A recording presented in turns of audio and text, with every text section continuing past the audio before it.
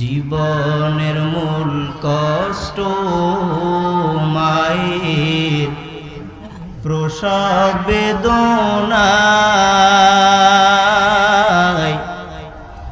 জীবনের মূল কষ্ট মায়ের প্রসব বেদনায়। সাত আসমান সাত জমিন তখন মায়েরই মাথায়, সাত আসমান সাত জমিন তখন মায়েরই মাথায়। আমার সুন্দর মুখ দেখে মায়ের, আমার সুন্দর মুখ দেখে মায়ের ব্যথা যায় দেয় হাসিয়া। ও আমার প্রাণের মা, মাগো মা, কোথায় গেলে মোরে ফালাইয়া? জনম দুঃখী ইয়াতীম আমি, চায় না যে কেউ ফিরিয়া। আমি যখন ছিলাম আমার মায়েরই উদরে, চলাফেরা করলেন যে মা, কত কষ্ট করে। আমি যখন ছিলাম আমার মায়েরই উদরে, চলাফেরা করলেন যে মায়, কত কষ্ট করি। এমন মাকে কেমন আজি, এমন মাকে কেমন আজি যাব আমি ভুলিয়া। ও আমার প্রাণের মা, মাগো মা, কোথায় গেলে মোরে ফালাইয়া? জনম দুঃখী ইয়াতীম আমি, চায় না যে কেউ ফিরিয়া। সকলে পড়ি আলহামদুলিল্লাহ। আল্লাহ পাক রব্বুল আলামিনের দরবারে লাখো কোটি শুকর যে আল্লাহ পাক রব্বুল আলামিন বাসাইল দারুল উলুম মাদ্রাসার উদ্যোগে অধ্যকার আয়োজিত মহতি এ মজলিসে আল্লাহ পাক রব্বুল আলামিন আমাদের সকলকে আসার বসার মতো ধৈর্য, তৌফিক, হিম্মত, সর্বোপরি সুস্থতার নিয়ামত দান করলেন। সেই মহান মুনিবের দরবারে কালেমাত শুকর এক কণ্ঠে উচ্চ আওয়াজে সকলে পড়ি আলহামদুলিল্লাহ। আপনারা খুশি না বেজার? খুশি হলে আওয়াজটুকু আরো একটু বাড়িয়ে সকলে জোরে সোরে আরো একবার পড়ি আলহামদুলিল্লাহ। সম্মানিত হাজিরিন, আজ এ মাদ্রাসায় 43তম তাফসিরুল কোরআন মাহফিল। কততম বলেন? কততম? 43তম। 43তম মাহফিল। আলহামদুলিল্লাহ, আল্লাহর শুকর যে আমরা আজকে প্রধান আলোচক হিসেবে আমাদের কলিজার একজন মানুষকে পেয়েছি। সকলে পড়েন আলহামদুলিল্লাহ। বাংলাদেশের খ্যাতিমান ওয়াইজ হযরতুল আল্লাহ মাওলানা নাসিরউদ্দিন যুক্তিবাদী সাহেব দামাত বারাকাতুহুম হযরত আমাদের মাঝে তাশরিফ এনেছেন ইতিপূর্বেই। সকলে আরো একবার পড়ি আলহামদুলিল্লাহ। সারা দেশে যাদের কথা শোনার জন্য মানুষ চাতক পাখির মতো অপেক্ষায় রত থাকে, আজ সে আমাদের মাঝে উপস্থিত। আরো একবার পড়ি আলহামদুলিল্লাহ। খুশি আছেন তো সবাই? তো আমি কোন আলোচক বক্তা হিসেবে বসিনি আপনাদের দোয়া নেওয়ার জন্য, মাদ্রাসার জন্য দোয়া চাওয়ার জন্য, এবং আরশে পারশে অবস্থানরত আমার যেই সমস্ত দিনী ভাইয়েরা আছেন, মাহফিলকে উদ্দেশ্য করে আসছিলেন কিন্তু এখনো দোকানকে পাড়ি দিয়া কোরআনের ময়দানে আসতে পারেন নাই, আমি তাদেরকে উদাত্ত আহ্বান জানাবো, যদি আপনার ভালো লাগে কোরআনকে, হাদিসকে, কোরআন হাদিসের আদব রক্ষার্থে মহতী এ মজলিস আপনি প্রত্যেক দিন চাইলেও পাবেন না। বাসাইল এ মাদ্রাসার মাঠ থাকবে ঠিকই, কোনো অসুবিধা নেই। আপনারা যারা এখনো এদিক সেদিকে আছেন, আমি আপনাদের সকলকে আহ্বান করব একটু দ্রুত আমরা ময়দানে আসি, কারণ আমাদের হযরত অল্প কিছু সময়ের ভিতরেই 10-15 মিনিটের ভিতরে স্টেজে তাশরিফ আনবেন। অতএব আমরা যেন কেউ আর রাস্তাঘাটে দোকানপাটে না থাকি, সকলে ময়দানের দিকে চলে আসি। সম্মানিত উপস্থিতি, যেহেতু এখানে আল্লাহ তাআলা বসাইছেই, দুই একটি কথা না বললে বসার হক আদায় হয় না, ঠিক কি না? আপনারাও আসছেন। আমি কোরআনুল কারীমের থেকে সূরাতুল বানী ইসরাঈলের 23-24 নম্বর দুইটা আয়াতে কারিমা তেলাওয়াত করেছি। আল্লাহ যদি তৌফিক দান করে দুই একটি কথা হুজুর আসার আগে বলার চেষ্টা করব ইনশাআল্লাহ। সম্মানিত হাজিরিন, আল্লাহ বলেন, ওয়াকাদা রাব্বুকা আল্লা তা'বুদু ইল্লা ইয়াহু। আল্লাহ তাআলা বললেন, ও দুনিয়ার আমার বান্দারা, তোমরা একমাত্র, কেবলমাত্র, শুধুমাত্র আমি আল্লাহ তাআলার ইবাদত করবা, ভিন্ন কারো ইবাদত করা যাবে না। ইবাদত হবে একজন, আর তিনি কে? সকলে একটু জবান ছেড়ে বলেন, তিনি কে? আল্লাহ তাআলা বললেন, ও দুনিয়ার আমার গোলাম, ইবাদত একজনের হবে, ভিন্ন কারো ইবাদত করিও না।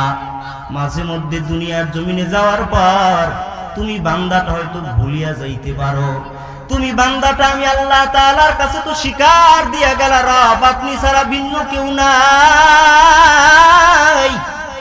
দুনিয়ায় গিয়া হয়তো তামাশা করতে করতে মাঝে মধ্যে একটু তোমার এই দামি কপালটার এই সিজদাটা আল্লাহরে না দিয়া পীর নামের ভণ্ডর কদমে দিয়া ফেলতে পারো ভুলে। সজ্ঞান তো কেউ এই কাজ করে না, করে?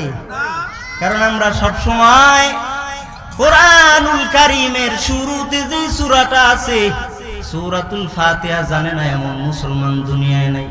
বহু হিন্দুরা হয়তো আমাদের সাথে থাকতে থাকতে সূরাতুল ফাতিহা মুখস্থ করে লাইছে, কিন্তু মুসলমান এমন কপাল পোড়া, আমরা সূরাতুল ফাতিহা 5 বেলার নামাজে ঠিকই পড়ি।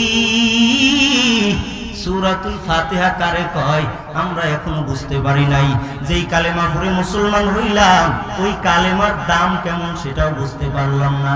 জবান দিয়ে পড়লাম লা ইলাহা ইল্লাল্লাহু মুহাম্মাদুর রাসূলুল্লাহ, আল্লাহ তাআলা ছাড়া ইবাদতের উপযুক্ত আর কোনো মাবুদ নাই, আর কোনো মালিক নাই।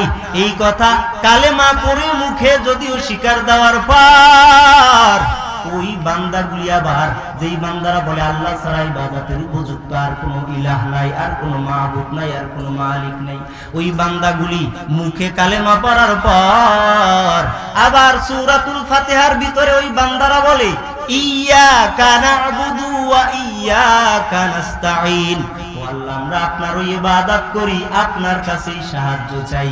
ইবাদতের বেলায়, নামাজের বেলায়, সূরা ফাতিহা পড়ার বেলায়, কালেমা পড়ার বেলায় তুমি বান্দাটা বলো ও আল্লাহ আমরা আপনার ইবাদত করি। এরপরে কর্মের বেলায় গিয়া ভুলে আবার তুমি কেন পীরের পায়ে সেজদা দাও? অনেকে আবার যুক্তি দিয়া কয় এমনিতেই সিজদা দেই না, ইউসুফ নবীর ভাইয়েরা তারে সেজদা দিছে। আমি শুনছি এটা অনেকে বলে, অতি চালাক। চালাক হওয়া ভালো, অতিরিক্ত চালাকি করা ভালো না। ইউসুফ নবীর শরীয়ত না মুহাম্মাদি শরীয়তের সাথে মিলাইও না, মারাত্মক অপরাধ হয়ে যাবে। আদম নবীর শরীয়ত ছিল আপন ভাই বোনের বিবাহ হইতো, এটা আদমের শরীয়ত চলে গেছে। আসেনি এখন কেউ মানে এই শরীয়ত? আদমের শরীয়ত কেউ মানে না। ও বান্দারা, আদম নবীর সন্তানরা, ওই শরীয়ত তাদের জন্য শেষ হয়ে গেছে। ইউসুফ নবীর শরীয়তে ছিল তাজিমি সিজদা, তাজিমি সিজদা। ওই সম্মানিত মানুষে মা বাবারে দেওয়া যাইতো, সম্মানী ব্যক্তিরে দেওয়া যাইতো।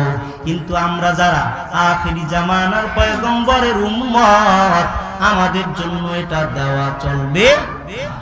কথা কি স্বীকার করছেন সবাই? এটা দেওয়া চলবে? ইউসুফ নবীর শরীয়ত এই জায়গায় টাইনো না, তো আদম নবীর শরীয়ত কেন ছাড়বা? ওইটারেও ধরো। আর যদি ছাড়তে হয়, যদি মানতে হয় মুহাম্মদী শরীয়ত যদি তুমি মানো, তাহলে তুমি বান্দাটা নামাজের ভিতরে যেহেতু বলো ইয়্যাকা না'বুদু ওয়া ইয়্যাকা নাস্তাঈন, ও আল্লাহ আমরা আপনারও ইবাদত করি, তাহলে ইবাদতের সময় সিজদায় দামি কপালটারে তুমি কোনো মানুষ নামের ভণ্ড পীরের কদমে দিও না। আসেনি পীর পূজা নাই এদেশে? নাই মানে ওইটা বেশি জমজমাট এটার থেকে। ইয়্যাকা না'বুদু ওয়া ইয়্যাকা নাস্তাঈন মানে কি? আল্লাহ আমরা আপনার ইবাদত করি, তুই ইবাদতের সিজদা কেন মানুষরে দাও? এতদিন ভুলবশত দিয়ে আসছো, আজকে থেকে তওবা করো, জীবনে আর পীরের কদমে সিজদা দেওয়া যাবে না। বুঝলেন নি কথা? আল্লাহ সে কথাই বললেন, ওয়া কাদা রাব্বুকা আল্লা তা'বুদু ইল্লা ইয়্যাহু। আল্লাহ তাআলা কয় গোলাম ইবাদত করবা তো কার ইবাদত করবা? ইবাদত করবা আমি মাওলার ইবাদত করবা। সাবধান তোমার এই দামি কপালটারে তুমি কখনো ভুলে গিয়া তামাশায় পড়িয়া এই দামি কপালটা মানুষের সামনে ঠেকাইতে যাইও না। শিরকের গুনাহ হবে। যদি বুঝিয়া শুনিয়া এই কাজ করতে থাকো, তোমার ঈমান থাকবে না, বেঈমান হয়ে কবরে যাইবা। কথা কি বুঝাইতে পারলাম? আকাদা রাব্বুকা আল্লা তা'বুদু ইল্লা ইয়্যাহু ওয়া বিল ওয়ালিদাইনি ইহসানা। আল্লাহ তাআলা বললেন এরপরে শোনো, আমি আল্লাহর ইবাদত করবা, দ্বিতীয়বার কি করবা? দ্বিতীয়বার ওয়া বিল ওয়ালিদাইনি ইহসানা। দ্বিতীয়বার বান্দা আমি আল্লাহ তাআলার ইবাদত করার পর তুমি এবার তোমার মা বাবার সাথে সদ্ব্যবহার করো, ভালো ব্যবহার করো, সুন্দর আচরণ করো। ও সন্তান রে সাবধান, যাদের ওসিলায় আজ তুমি দুনিয়া দেখলা, তাদের সাথে যেন আচরণ তোমার খারাপ না হয়। ও বান্দা আমার, ওই মা বাবার সাথে যখন আচরণ করতে চাও, আচরণটা সুন্দরভাবে করিও। সাবধান হে সন্তান, তোমার আচরণ যেন মা বাবার সাথে ওয়ালা তানহারহুমা, মা বাবার সাথে যেন তোমার খারাপ আচরণ না হয় রে বাবা। যদি হয়তো তোমার দুনিয়াও ধ্বংস হয়ে যাবে, তোমার আখিরাতও কিন্তু ধ্বংস হয়ে যাবে। কারণ মা বাবার মতো দামি সম্পদ এই দুনিয়ার জমিনে আর কিছু হয় না, হবেও না। এমন দামি এক সম্পদ তোমার মা বাবা। তুমি বান্দাটা তিন বেলা খাওয়াইয়াই অনেকে চিন্তা করে আমি তো মা বাবার হক আদায় করে ফেলেছি। সাহাবী মায়েরে অসুস্থ আম্মা জানের কাঁধের উপরে নিয়া সাহাবী এবার কাবা চত্বরে 7 বার তাওয়াফ দেওয়ার পর আয়েশা নবীজির সামনে দাঁড়ায় কয়, পয়গম্বর আমি আমার মায়ের হক আদায় করে আসলাম। আল্লাহর নবী কয়, রে সাহাবী তুমি তোমার মায়ের হক আদায় করো নাই। মায়ের হক তো দূরের কথা, বরঞ্চ তোমার মা যে একটা শ্বাস করছে তোমারে নিয়া, ওই শ্বাসের হকও তুমি আদায় করতে পারো না। কথা কি আমার বুঝলেন? কয় তুমি কি এর? উনি মনে করছে যে কাবাঘর তাওয়াফ করলাম, মায়ের কাঁধে নিয়ে মনে হয় যে হক আদায় করে লাইছি। কিন্তু নবী কয় কি এর হক আদায় করছো? তুমি তো একটা শ্বাসের হকই আদায় করতে পারো না। সুবহানাল্লাহ বলেন। এরা নবীর উম্মতের দল, আমি কি বুঝাইতে পারতেছি মা বাবার হক কেমন? আজ বহু সন্তান মা বাবার হক তো আদায় করেই না, বরঞ্চ গায়ের জোরে মা বাবার সাথে খারাপ আচরণ করে। এমন সন্তান আছে না নাই? এমন সন্তান আছে না নাই? আল্লাহ তাআলা এই সন্তানদের থেকে আমাদের হেফাজত করুক, বলেন আমিন। সকলে মা বাবার খেদমত করে দুনিয়া আখেরাত কামাই করতে পারে আল্লাহ সে তৌফিক দান করুক, বলেন আমিন। ওয়া আখিরু দাওয়ানা আলহামদুলিল্লাহি রাব্বিল আলামিন। আসসালামু আলাইকুম ওয়া রাহমাতুল্লাহ।